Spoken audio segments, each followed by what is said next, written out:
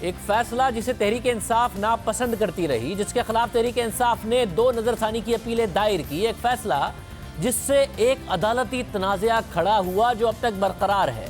अब आज़ादी मार्च के लिए तहरीक इंसाफ की हुकूमत उसी फैसले का सहारा ले रही है। आज वजीर दाखिला एजाज शाह ने प्रेस कॉन्फ्रेंस करते हुए मौक़िफ़ इख्तियार किया कि वजीर आज़म ने कहा है कि मौलाना का मार्च अगर सुप्रीम कोर्ट के जस्टिस काजी फाइज ईसा के फैसले और इस्लामाबाद हाई कोर्ट के फैसले की रोशनी में होगा तो उसे नहीं रोका जाएगा। मैं पॉलिटिकल आदमी हूं,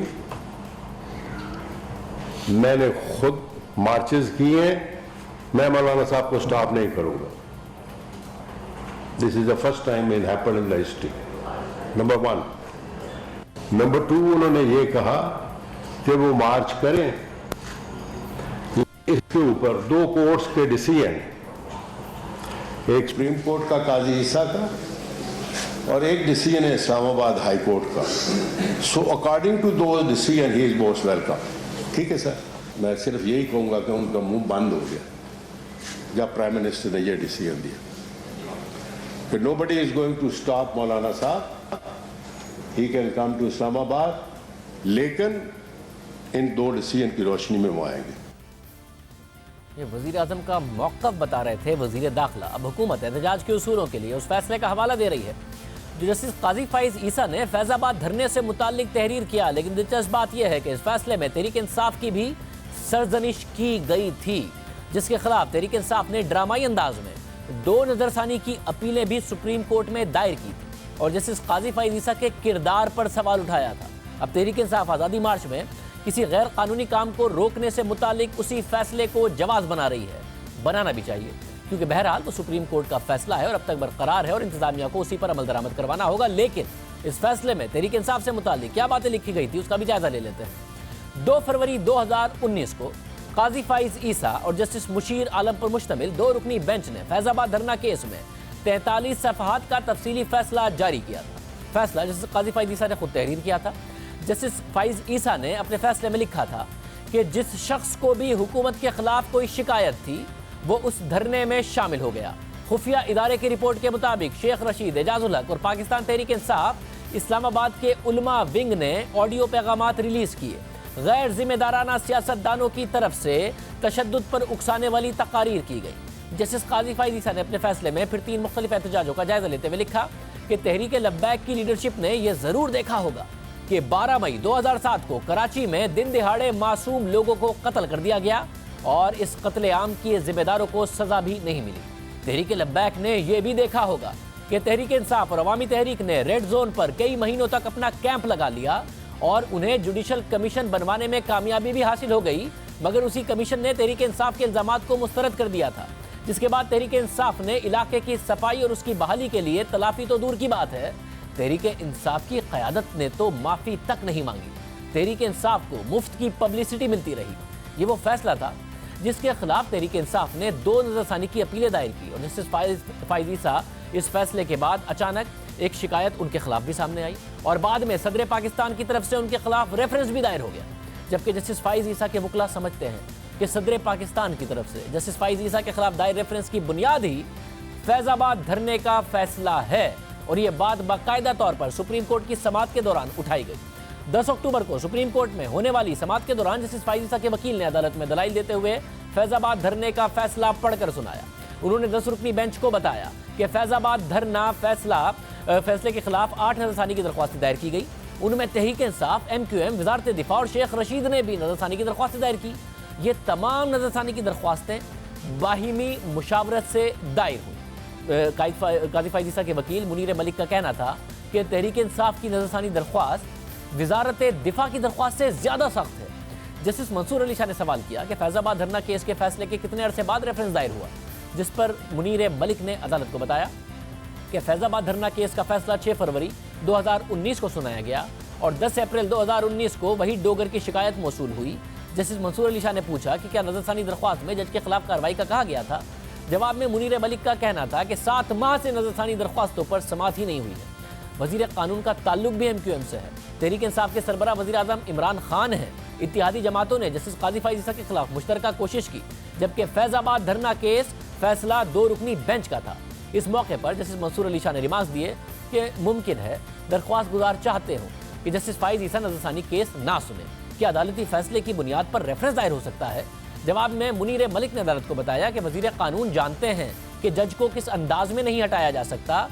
इस मौके पर जस्टिस फैसल अरब ने रिमार्क्स दिए कि लगता है दोनों जमातों के वकला ने ड्राफ्ट का तबादला किया है, दोनों जमातों ने कंप्यूटर भी एक ही इस्तेमाल किया है। ये 10 अक्टूबर की समात इंतहाई अहम समात थी, जिसमें रेफरेंसेस के खिलाफ दायर दरख्वास्तों में जस्टिस फाइज ईसा के वकील मुनीर मलिक ने अदालत में दलाइल दिए और कहा कि रेफरेंस बदनीयती पर दायर किया गया, जिसकी बुनियाद फैजाबाद धरने का फैसला था। लेकिन अब तहरीक इंसाफ की हुकूमत मौलाना के आज़ादी मार्च के लिए जस्टिस फाइज ईसा के उसी फैसले का ही इस्तेमाल कर रही है। फैसले का इस्तेमाल करना भी चाहिए क्योंकि ये सुप्रीम कोर्ट का फैसला है और यही कानून है, मगर इसी फैसले की रोशनी में तहरीक इंसाफ ये नहीं कह सकती कि हमने जो एहतजाज किया वो धरना दिया था वो ठीक था। तहरीक इंसाफ ये कहकर एहतजाज को नहीं रोक सकती कि हम ठीक थे, अब जो मौलाना कर रहे हैं वो गलत है। जो तहरीक इंसाफ ने किया वो गलत था, वो उन्हें मानना पड़ेगा, और अगर मौलाना कुछ ऐसा करेंगे तो वो भी गलत होगा। जबकि दूसरी तरफ अगर तहरीक इंसाफ की हुकूमत जस्टिस फाइज ईसा के फैसले पर अमल दरामद को यकीनी समझती है तो इस फैसले में बहुत सी हिदायत शामिल थी। हल्फ की खिलाफ वर्जी करने वालों के खिलाफ कार्रवाई की हिदायत की गई थी, आज़ादी इज़हार राय को यकीनी बनाने की हिदायत की गई थी। लेकिन हुकूमत सिर्फ फैसले के एक ख़ास हिस्से पर अमल करने में ज़्यादा मुतहर्रिक नज़र आ रही है, जबकि फैसले के दीगर हिस्सों पर अब तक अमल दरामद नहीं हो सका है। साथ ही हुकूमत फैसले के हिस्से पर अमल दरामद करते हुए सिर्फ मौलाना के मार्च को और धरने को देख रही है, अपने मार्च और धरने को गलत तस्लीम नहीं कर रही। दूसरी तरफ एक और अहम मामले पर आज वज़ीर दाखिला ने बात की, जिस पर बहुत ज़्यादा कयास आराइयाँ हो रही हैं, और वो मामला यह है कि नवाज शरीफ बैरून मुल्क जाएंगे या नहीं, कोई डील हो रही है या नहीं। जब इस किस्म के सवाल सहाफ़ियों की तरफ से किए गए तो वज़ीर दाखिला का कहना था, उन ECL के हवाले से भी उनसे सवाल किया गया तो उनका क्या कहना था, ज़रा देखिए। बंदे की लड़ाई, बंदे की सियासत उसी वक्त तक किसी से हो सकती है जब वो जिंदा हो। तो अल्लाह ताला सबको ज़िंदगी दे और सबको अपने हिफ्ज़-ओ-मान में रखे, ठीक है। और दूसरा आप ECL पर कर रहे हैं, मैंने रिकॉर्ड चेक किया, हमने तो नहीं डाला हुआ, ना वो है। वज़ीर दाखिला कह रहे हैं कि नवाज शरीफ का नाम ECL में ना उन्होंने डाला और ना इस वक्त ECL में है। क्या वाकई ऐसा है? क्योंकि हुकूमत ने, अदालत ने तो नहीं कहा कि नवाज शरीफ साहब मुल्क से बाहर जा सकते हैं या नहीं जा सकते, और वज़ीर दाखिला खुद कह रहे हैं कि उनका नाम हमने ECL में नहीं डाला और ना ही नवाज शरीफ का नाम ECL में है। इस हवाले से बात करेंगे नुमाइंदा खुसूसी ज़ाहिद गिशोरी से। ज़ाहिद गिशोरी, बहुत शुक्रिया। ज़ाहिद, आपके ज़रा इस हवाले से क्या कहते हैं? वज़ीर दाखिला ने बहुत बड़ा दावा कर दिया आज। शाहज़ेब, जो हमारी तहकीक है उसके मुताबिक नवाज शरीफ का नाम एग्ज़िट कंट्रोल लिस्ट पे मौजूद है, और मैं आपको पूरी अथॉरिटी से बता सकता हूं कि आज रात 8 बजे तक एक्टिव ECL पे उसका नाम मौजूद था, ना सिर्फ एयरपोर्ट्स पे बल्कि वजारत दाखिला में भी। और मैं आपको ये भी बताना चाहता हूं कि जो पिछली 3 मीटिंग्स हुई हैं वफाकी काबीना की, उसमें एग्ज़िट कंट्रोल लिस्ट के हवाले से कोई भी केस डिस्कस नहीं किया गया है और ना ही नवाज शरीफ का केस डिस्कस किया गया है। और जो मौजूदा रूल्स हैं और सुप्रीम कोर्ट ऑफ पाकिस्तान का एक फ़ैसला भी है, उसमें वजारत दाखिला या वज़ीर दाखिला एग्ज़िट कंट्रोल लिस्ट से किसी का नाम ना ही डाल सकते हैं ना ही रख सकते हैं। तो जब वजारत दाखिला के कुछ लोगों से मेरी बात हुई कि ये बातें चल रही हैं कि उनका नाम हटाया गया है, क्या कोई ऐसी समरी मूव की गई है, अब हमारी तहकीकात में ना ही नवाज शरीफ की फैमिली की तरफ से किसी अदालती फोरम में ऐसी दरख्वास्त की गई है कि उनका नाम ECL से हटाया जाए, और ना ही वजारत दाखिला में कोई ऐसी समरी तैयार की गई है जो कि कैबिनेट को भेजी जाए। मेरी कम से कम 3 वफाकी वज़रा से बात हुई है। मैं आपको अथॉरिटी से बता सकता हूँ कि कोई कैबिनेट में ऐसी डिस्कशन नहीं हुई कि नवाज शरीफ का नाम हटाया जाए। जबकि उसके पस मंज़र में मैं आपको बताना चाहता हूं कि 20 अगस्त 2018 को, जो कि फेडरल कैबिनेट पहली मीटिंग थी वज़ीर आज़म इमरान खान की, उसमें 5 लोगों के ECL पे नाम रखने की सिफारिश की गई थी।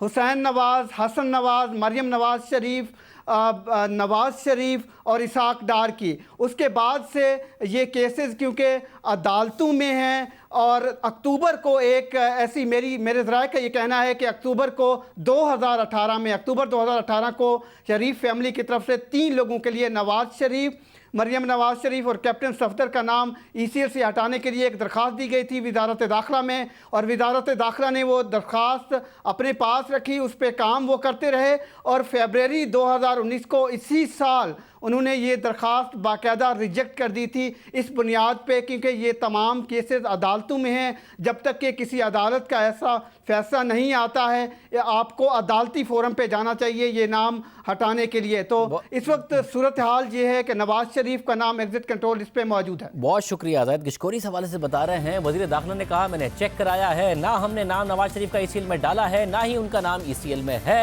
मगर ज़ाहिद गिशकोरी कह रहे हैं कि उनके ज़राए बता रहे हैं कि नवाज शरीफ का नाम एग्जिट कंट्रोल लिस्ट में है।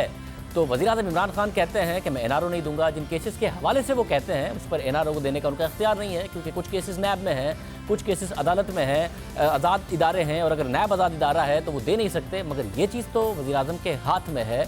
वज़ीर आज़म की अपने काबीना के रुकन कह रहे हैं कि नवाज शरीफ का नाम ECL में ना हमने डाला है ना है, मगर ज़ाहिद गिशकोरी बता रहे हैं कि नाम तो ECL में है। तो ये क्या हुकूमत कह रही है, क्या हुकूमत कर रही है? प्रोग्राम में ब्रेक शामिल करते हैं और आपको फिर बात करेंगे ब्रेक के बाद।